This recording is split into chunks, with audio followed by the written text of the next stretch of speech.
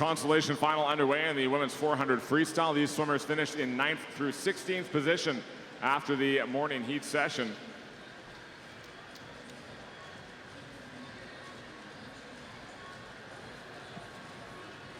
Lane 1, Sarasota Sharks, Addison Sawicki. Lane 2, University of Tennessee, Lauren Wetherell. Lane 3, Brazil, Maria Paula Heitman. Lane 4, also from Brazil, Beatrice Dezotti. Lane 5, Caroline Pennington, swimming unattached. In 6, Sarasota Sharks, Bailey O'Regan. 7, North Coast Aquatics, Catherine Hazel.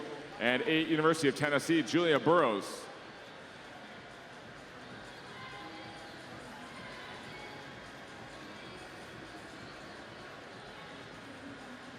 Based on a request made to the meet director, there will be a single heat of a 50 freestyle time trial offered at the end of tonight's session. If anyone would like to join in that 50 freestyle time trial, please report to the time trial desk. Once again, that will be the only event offered, a 50 freestyle at the end of tonight's session.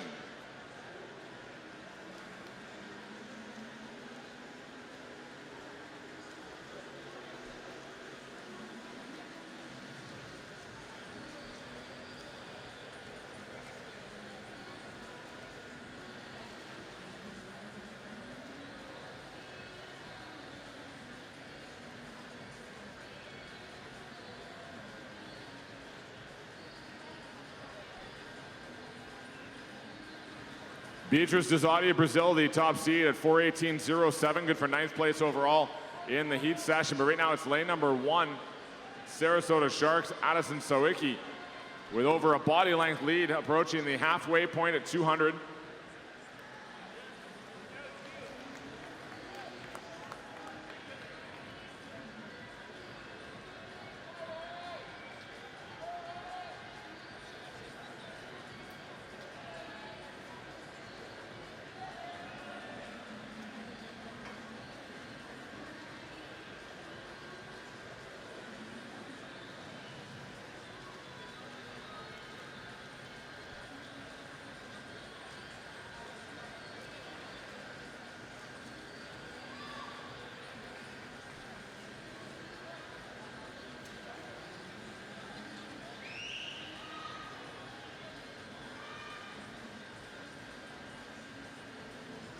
Field trying to come back now as they tighten up behind your leader, Addison Sawicki.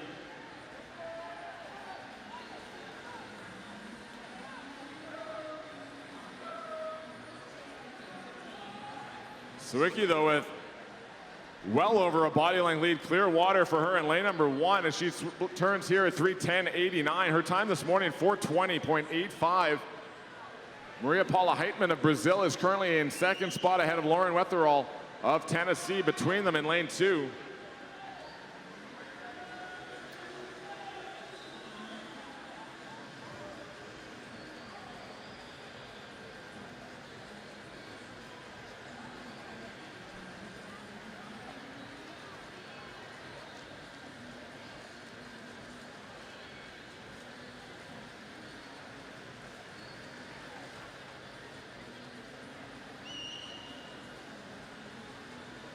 .32.3 on that last 50 for Sawicki in lane number 1.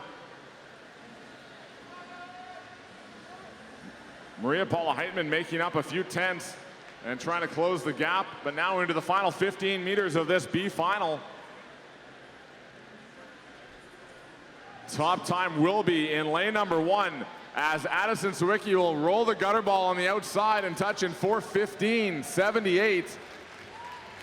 Second to Maria Paula Heitman at 4:17.79, and third Beatrice Dezotti of Brazil at 4:18.24.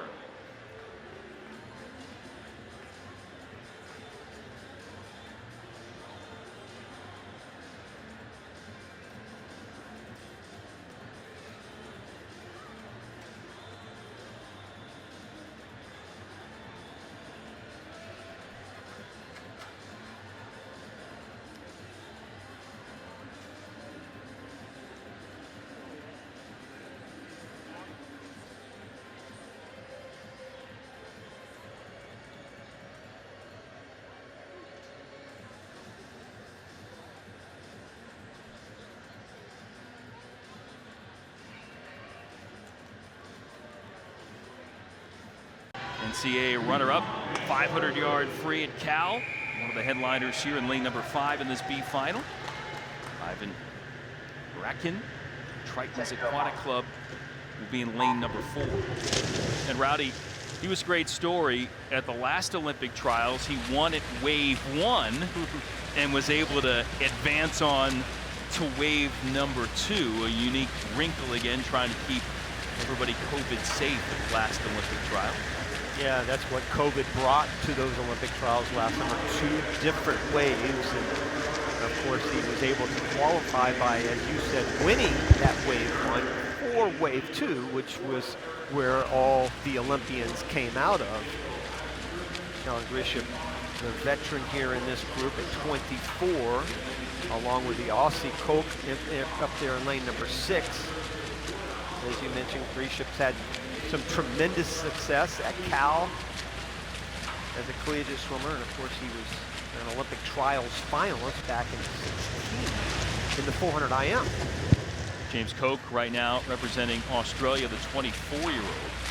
Out to the early edge, Jacob Narvid from the University of Tennessee in lane number 2.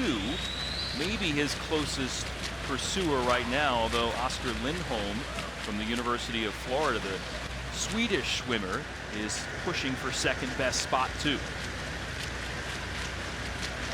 When you look at Australia and what they've done in distance freestyle, we talk about Katie Ledecky and her incredible success. Well, the entire country of Australia pretty much just shuts down when the 1500 is shown at the Olympic Games, and have had great success as well in the 400 and the 800, both on the men's and women's side. They've won 6 Olympic gold medals in the 400 freestyle during the history of this event.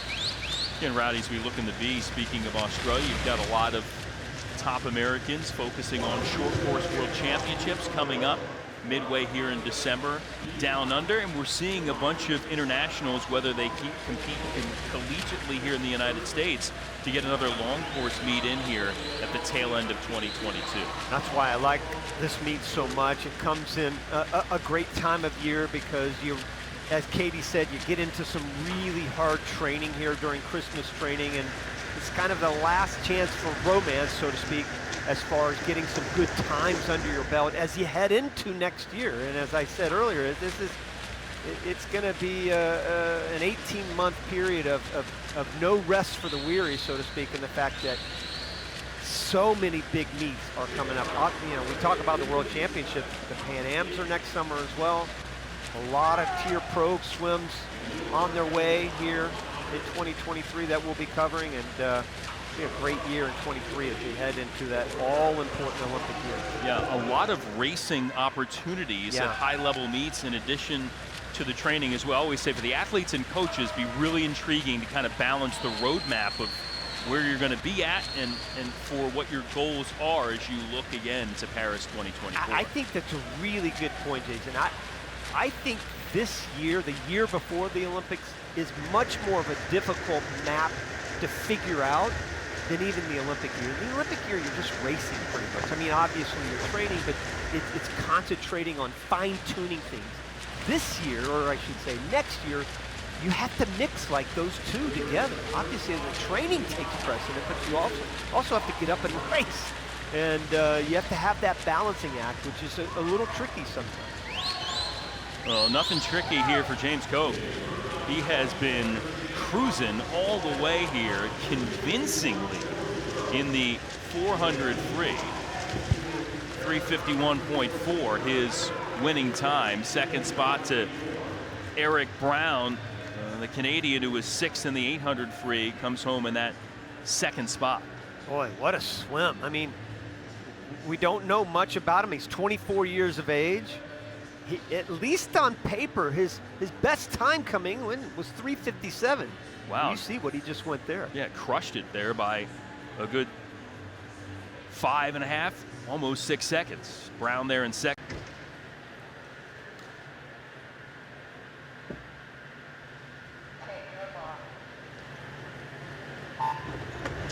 Well, if you know anything about swimming, you know the name Nation's Capital. Katie Ledecky's old club, and of course still spits out great swimmers time and time again. Ellen, her son up there in lane 7, swims for Nation's Capital. Another great club team, Cardinal Aquatics, which you hear a lot about the Louisville Cardinals. We'll see a couple of their swimmers here a little bit later on. Arthur Alviero, the incredible coach there. Ulet cruising in that opening butterfly 50, now flipping over to backstroke to try to advance her half-second lead. A little faster than she went this morning on that first 50. Looking very smooth on that backstroke. Great stroke rate, the tempo flowing pretty nicely here. You can see her tempo versus some of the other swimmers very quick and actually extending that lead now. 33.8 right there, still the fastest split of anybody in the field. She's had the fastest 2 in the fly and now the backstroke. Natalia Almeida, the veteran from Brazil, in lane 5, giving chase here as they get rolling in breaststroke. With Lynn Douthright, again the Canadian, that swims for the Tennessee Volunteers. And lane number 3 looking to build. And up top, lane 8, Julie Brousseau, 16-year-old Canadian, trying to thrust herself into the top 3. Big international contingent here, and Almeida is one of them. She just saw her teammate Costa win the men's 800 freestyle. Might have gotten a little pump from that, and now she's taken the lead by half a second over Maine. Hewlett's really fallen off a little bit. Oh, massive breaststroke leg for Almeida. She puts herself in position for the victory here in this B final in the women's 200 IM. A couple of freestylers though on the outside looking like they may give chase. Here comes Brousseau and Son, both lanes 8 and 7, looking to overtake Almeida here for this B final win. The Brazilian trying to hang on, and she will. Again, gets the victory. Brousseau coming strong, able to come home in second in that B final, just about 3/10 behind. Yeah, a lot of swimmers charged in that last 50. Almeida 32.6. The third slowest in the field. Brousseau, Son, both a second faster coming home, but they just ran out of real estate as Almeida held them both off. So the Brazilian Olympian takes the B final victory with the Canadian, the future Princeton Tiger there in 3rd, and Molly Main from Ireland in 4th. Rubalcaba from Mexico, an Aggie Swim Club, swam at Incarnate Word in San Antonio. Rowdy Habib Muldari from Swim Mac, Carolina. One of the youngest performers here in this race at age 17. Eric Lee's got him beat by a year down in lane number 1 from Scarlet Aquatics in New Jersey. Turned 17. Yeah. Right now, Rubalcaba from Mexico with the lead. Muldari there in 2nd. He was 5th in the 200 IM a season ago, and now vying for the title here in this B final. Rubalcaba was one of these swimmers that have come along from Mexico, with that country really improving dramatically over the last 3 or 4 years in the sport. They have really come a long way in making great strides and performing at the highest level internationally. Breaststroke right now, the Mexican still in front. See if anybody can provide a push, and it may be Almeida right now alongside in lane 4 as he's charging lane 2. Kyle Brill from Rose Bowl Aquatics, sophomore at UCSB in California, trying to get himself towards the top 3 here in this B final. 32.5 right there, 36 flat. Almeida just a touch better. He's starting to inch a little bit closer.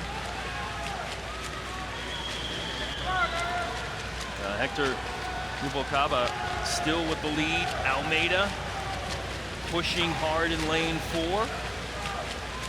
Looks like the Mexican performer will be able to hang on here for the win in this B final. Almeida with second, and a tight one for third. Give it to Nicolas Garcia from Spain. The 20-year-old takes spot number 3 here in the B. A little consolation for his national soccer team not moving on. Winning here. Nice job, 2:01 plus. He goes his best time. Really not even close. Led it from start to finish.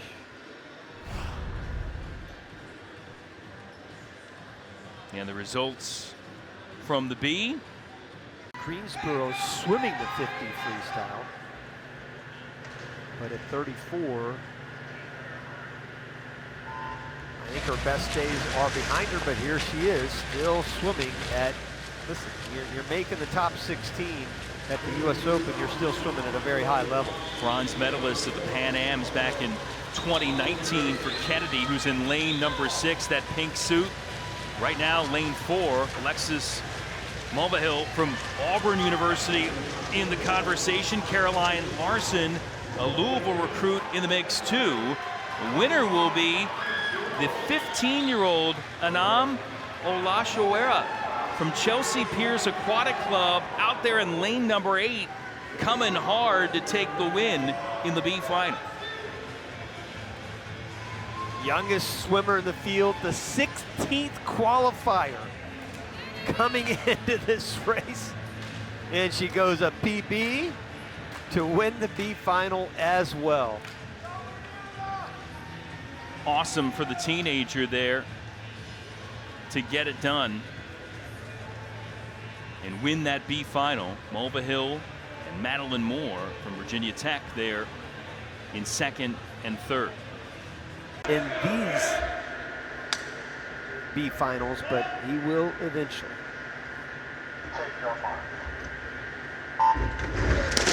First terrific performance in Budapest for Armstrong. Silver in the 50 back, bronze in the 100 back at the Worlds. Quentin McCarty from NC State, the 19-year-old with a quality start in lane 7.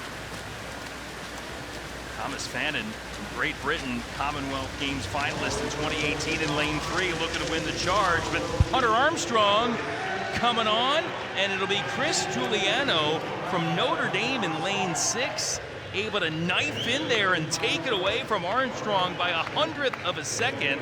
Artem Machekin from Belarus, third. One reason why you love the 50s. Look at the finish of this one. 7/100ths of a second separates 4 swimmers. That's how close that was at the end. So the top 4 separated by a flash. Giuliano there taking it for the Fighting Irish. Armstrong in second there in that B final in the men's 50 free here in Greensboro.